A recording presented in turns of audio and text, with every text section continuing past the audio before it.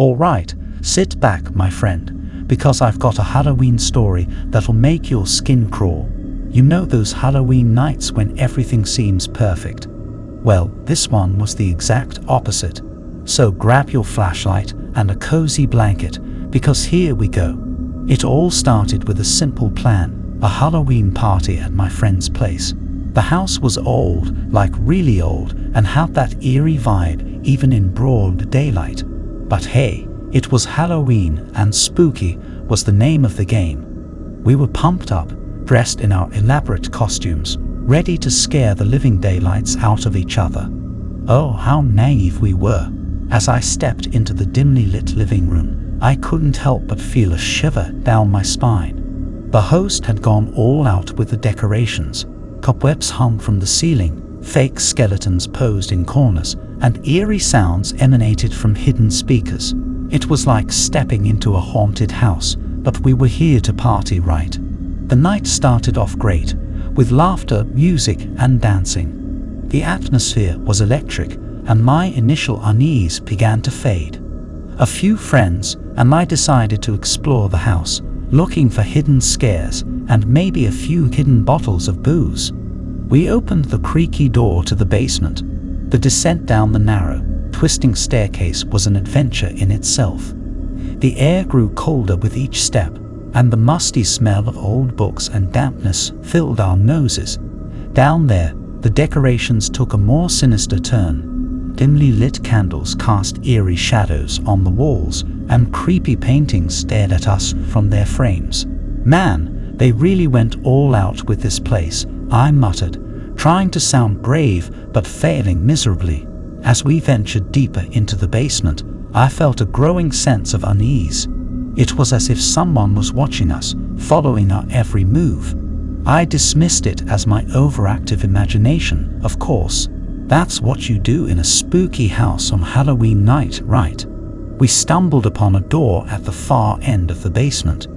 It looked like it led to a hidden chamber or something. My friends dared me to open it, and being the brave soul I am, or so I pretended to be, I accepted the challenge. The rusty doorknob turned with a spine-tingling creak, and the door swung open slowly. What we found inside defied explanation. It was a small, dimly lit room filled with old, dusty books, each bound in leather that looked centuries old. But that wasn't the eerie part. No, what sent chills down our spines were the strange symbols etched onto the floor in a deep crimson hue. It looked like something straight out of a horror movie. At this point, my internal monologue was in overdrive. What the heck is going on? Is this some kind of prank? Are we in real danger? But I kept those thoughts to myself. After all, I didn't want to seem like a scaredy cat. As we examined the room, we heard a faint whisper, almost like the wind brushing against our ears. "Leave this place." My heart raced, and I looked at my friends, who were equally spooked. "Did you hear that?" They nodded, and without a second thought, we bolted out of that room and up the creaky stairs. We joined the party again, trying to forget about what we had just experienced. But that feeling of being watched persisted, growing stronger with each passing moment. The clock struck midnight, and the party was in full swing. Everyone was dancing and laughing, oblivious to the terror we had uncovered below. And that's when it happened, the unexpected twist in our Halloween night from hell. The lights flickered, and then darkness engulfed us. Panic spread like wildfire, and the once thrilling decorations now felt menacing. In the pitch black, I heard whispers all around, and it was clear that we weren't alone. The fear was palpable, and I could feel my heart pounding in my chest. Someone managed to light a candle, casting eerie flickering shadows on the walls. That's when we saw them, figures cloaked in shadows, standing all around us. They had emerged from the darkness, and their eyes glowed with an unnatural, malevolent light. My mind was racing. This can't be real. This has to be part of the act, right? But deep down, I knew it wasn't. The whispers grew louder, and the figures began to move closer. Panic had taken hold of the entire room. In that moment, a single figure emerged from the shadows, holding an ancient-looking book. With a sinister grin, they chanted something in a language I couldn't comprehend. The air grew thick with malevolence, and I felt a force pulling at my very being. And then, with a blinding flash of light, everything went black. When I came to, I was lying on the cold, damp basement floor. The room was empty, the symbols on the floor were gone, and the eerie atmosphere had dissipated. It was as if the nightmare had never happened.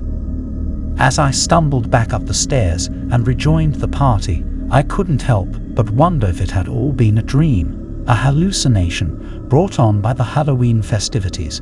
But the fear and dread that still clung to me said otherwise. So, my friend, here's a lesson for you. Sometimes, Halloween can go terribly wrong, and the horrors you encounter may not be mere decorations. As for that unexpected twist, well, it's up to you to decide if it was all just a figment of my imagination or something far more sinister. Let me spin you a spine-tingling tale of a Halloween night that went way off the rails. So grab your flashlight and huddle under that blanket, because this story is going to send chills down your spine. It all started like any other Halloween. The smell of pumpkins and candy filled the air, and the moon hung low and full in the sky.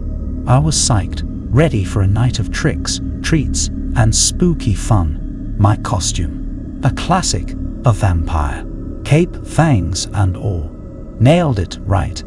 The plan was simple: gather with friends, hit up every haunted house in the neighborhood, and finish the night at the old, supposedly haunted mansion at the edge of town. The whole shebang. What could go wrong, right? My buddy Mark had heard rumors about that mansion, that it was cursed or haunted by some vengeful spirit. But we all laughed it off. Ghosts. Ha, that's kid stuff, or so I thought. As we approached the mansion, it loomed over us like something out of a horror movie. Ivy-covered walls, broken windows, and a gnarled tree that reached out like bony fingers towards the inky sky. I couldn't help but shiver, but I blamed it on the chilly October air. We pushed the creaky gate open and entered the overgrown garden. Dry leaves crunched beneath our feet, and the wind whispered secrets through the trees. But it was just the wind, right? I kept telling myself that, even though my heart pounded like a drum. As we stepped onto the porch, my internal monologue was on full blast. This is a terrible idea. What if there are squatters here? What if it's not safe? But the bravado won out, and I decided to lead the way.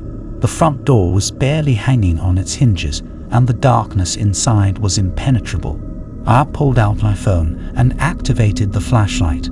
The narrow beam cut through the gloom as we ventured further into the mansion. Cobwebs clung to the walls, and dust filled the air. It smelled musty and old, like a place long forgotten. The floorboards creaked under our weight, and the place seemed to groan in protest as if it had a life of its own. My buddy Mark whispered, "Maybe we should go back, man. This place gives me the creeps." And in my head, I was like, yeah, it's getting pretty intense. Maybe this wasn't such a great idea. But I couldn't admit it out loud. Not in front of my friends. We continued exploring, each room darker and more unsettling than the last. The place was a maze, and the walls seemed to shift and close in on us. Or maybe it was just my imagination playing tricks on me. Then, we stumbled upon it, a room with a table covered in old books and a massive pentagram drawn on the floor in what looked like dried blood. I felt a chill race down my spine. This wasn't just some abandoned mansion. This was something else entirely. "What the heck is this place?" Mark muttered, his voice trembling. My internal monologue was going haywire. "Get out of here. This is not what we signed up for. This is some dark stuff." But again, pride and curiosity got the better of me, and I suggested we investigate further. As we moved deeper into the mansion, strange things began happening.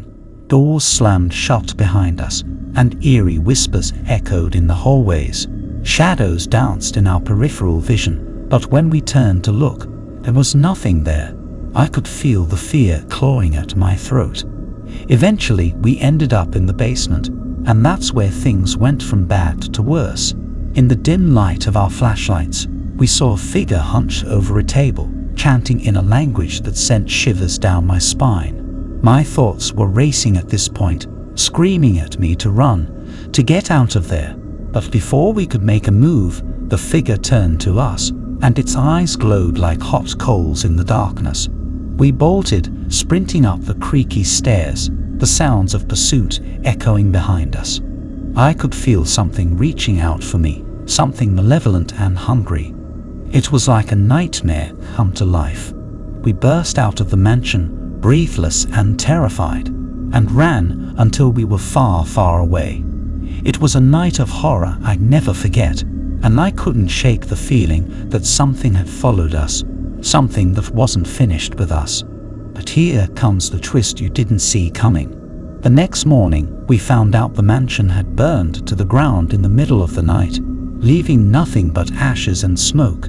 It was as if the horrors within had consumed the house itself. Now, you might think that's the end, but to this day, I can't shake the feeling that whatever we encountered that night is still out there, lurking in the shadows, waiting for its next victim. Halloween may have come and gone, but the nightmares it brought with it never truly left. Alright, buckle up, because this Halloween nightmare of mine is a real spine chiller. So grab your favorite snack, turn on the nightlight, and get ready to be spooked. It all started with your typical Halloween hype. You know, costumes, candy, and the thrill of the unknown. I decided to go all out that year, dressed as a classic zombie. I had the whole makeup thing going, complete with oozing wounds and pale, undead skin. I was pumped, ready for a night of eerie excitement. But Halloween night had something else in store for me, a nightmare that still gives me goosebumps when I think about it. I was at a Halloween party, surrounded by friends, and the sound of laughter echoing through the air. The decorations were on point, with fake cobwebs and spooky props adorning every corner. Everything seemed perfect. As the night wore on, I couldn't shake off this feeling, this nagging unease. It was as if something was lurking in the shadows, watching, waiting. My internal monologue was going wild. It's just your imagination. It's Halloween after all. Spookiness is the whole point, but that nagging feeling refused to go away. I tried to shake it off and join in the revelry, but it was always there, like a dark cloud hovering above. The party continued, and we decided to play a game of truth or dare. Harmless fun, right? But how wrong we were. When it was my turn, someone dared me to go to the abandoned house at the end of our street. The one that everyone said was haunted, the one that sent shivers down my spine every time I passed it. I hesitated, thinking maybe I could chicken out, but pride wouldn't let me back down. As I approached the decrepit old house, my heart was pounding so hard I could feel it in my throat. The moon cast eerie shadows, and the wind howled like a pack of hungry wolves. I couldn't shake the feeling that I was being watched. My internal monologue screamed at me. This is a terrible idea. Why did you agree to this? Just turn back now. But I ignored it and stepped inside. The inside of the house was like something out of a horror movie. Cobwebs draped across the ceiling, and the air was heavy with a musty, stale smell. The creaking of the floorboards echoed through the silence. I made my way deeper into the house, my flashlight flickering as if it were afraid of what lurked in the dark. My steps were hesitant, and my pulse was racing. I couldn't shake the feeling that I was not alone. And then I heard it, a whisper, soft and chilling, like a ghostly breath in my ear. Get out. My heart felt like it had stopped. My internal monologue was in overdrive. Did I really hear that? Is this a prank? I need to get out of here. But I couldn't move. My body felt frozen in place. The whisper came again, more urgent this time. Get out now." That's when I saw her, a figure in a tattered white dress, her hair hanging in greasy strands over her face. Her eyes were hollow and her skin pale as death. I couldn't breathe. This was no Halloween prank. This was real, and I was in danger. My instincts finally kicked in, and I bolted towards the exit. But the house seemed to conspire against me, its hallways twisting and turning, leading me in circles. I could hear her whispering behind me, her voice growing louder and more menacing with each passing second. I finally burst through the front door, stumbling into the night air, gasping for breath. My friends rushed to my side, their faces a mix of concern and disbelief. I tried to explain what I had seen, what I had heard, but it all sounded so insane. My internal monologue was still racing. Did that really happen? Was it a ghost? Am I losing my mind? But I knew what I had experienced was real. We decided to leave the party and head home, shaken to our cores. I couldn't get that haunting whisper out of my head, and I couldn't shake the feeling that she was still out there, lurking in the darkness. But here's the twist you weren't expecting. As we walked back to my place, we passed by the haunted house again, and it was different this time. It was no longer decrepit and abandoned. Lights were on, and there was laughter and music coming from inside. It looked like a lively Halloween party was in full swing. My internal monologue was on the fritz again. Wait, what? Wasn't it just a terrifying nightmare house a while ago? What's going on here? But I couldn't make sense of it. In that moment, I realized that the nightmare I had experienced wasn't just in my head. It was real, and it had taken me to a place where the line between the living and the dead blurred. That haunted house was a gateway to something beyond our understanding. And that, my friend, is the chilling tale of my Halloween nightmare. So the next time you hear whispers in the dark or feel a presence lurking in the shadows, don't brush it off as your imagination. You never know what horrors might be waiting just around the corner.